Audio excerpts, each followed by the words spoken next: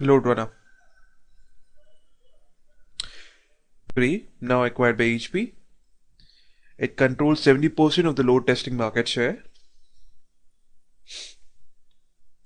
And just for information's sake, all the demonstrations in this tutorial are scripted in Loadrunner version 8.1, but they can be scripted and practiced on version 8.1 itself or any above version.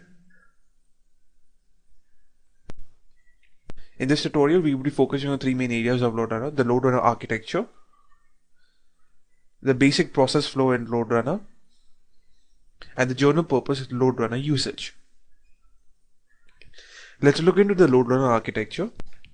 The system under test is a 3-tier web application. Now, consider this to be Yahoo website, for example's sake.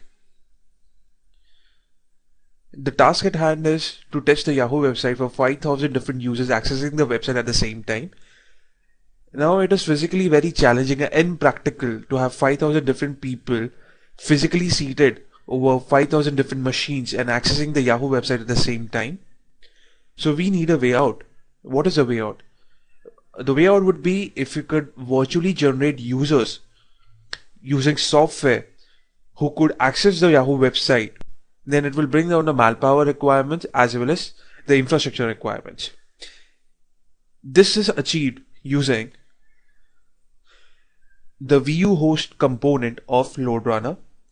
VU host component is responsible for generating virtual users who emulate real user behaviors. The user host machine generally are multiple PCs with a very high-end configuration, very powerful RAM and processing speed. Say in the Yahoo example of ours, we could have one VUser host generating 1,000 users. So in all, we could have 5 different VU hosts generating 5,000 users as required. The controller is a machine which organizes, drives, manages and monitors the load test. So what are the obvious advantages? It replaces human testers with virtual users, so the manpower requirements goes down. Many V users can run on few machines, so the infrastructure requirements goes down. The controller is assigned to manage the V user, so the need for individually tracking and monitoring each V user is done away with. Using the controller centrally, you can monitor all the V users. Concluding component LR architecture is the monitoring and analysis. Again, monitoring and analysis is done using a monitoring and analysis tool, which could be available on the controller machine itself or on a separate machine. All the various performance matrices like throughput, memory consumption, processor speed, etc. are recorded during the runtime and later analyzed using the analysis tool. So the advantages of using the analysis tool is it helps you analyze the results generated during the load test to be analyzed later. Also, another advantage of using automation tools is it helps in repeatability.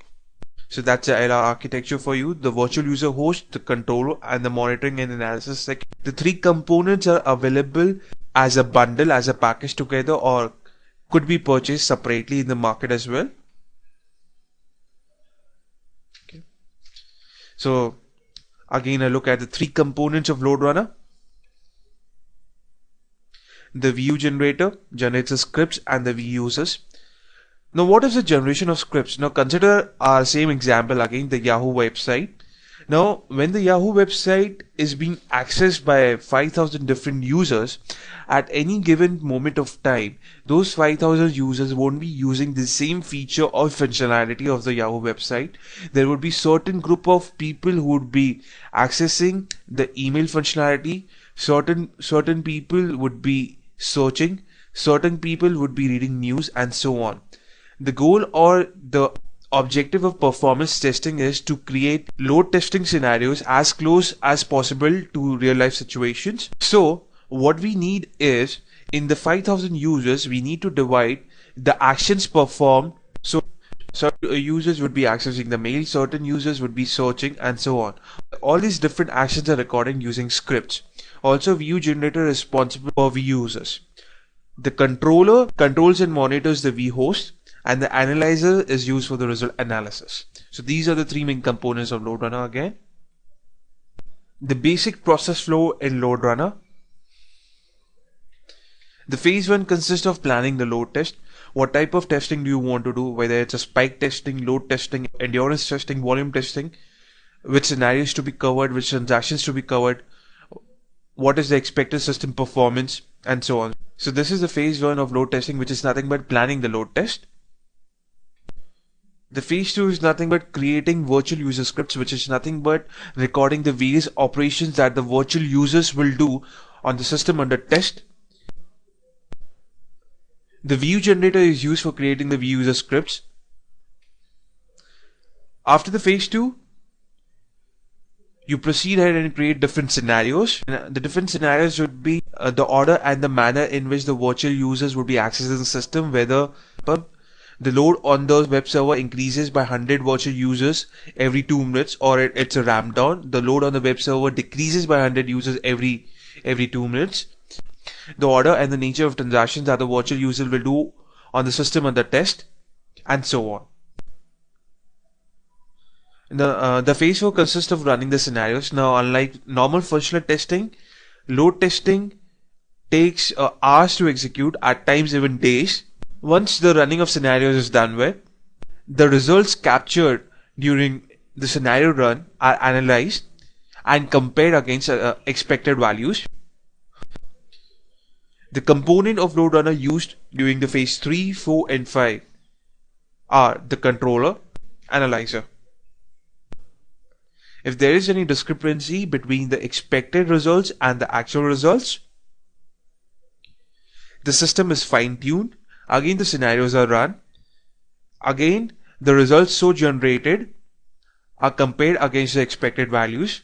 Again, if there are any discrepancies, the system is again fine-tuned, and again the entire cycle is repeated up till a point where the deviation between the expected value and the actual value is very small. So this is the basic LR flow consisting of 5 phases and all. Again, the types of protocols supported by Loadrunner are the most comprehensive. There are many open source tools also available in the market, but they support only the HTTP protocol like OpenHTA and so on.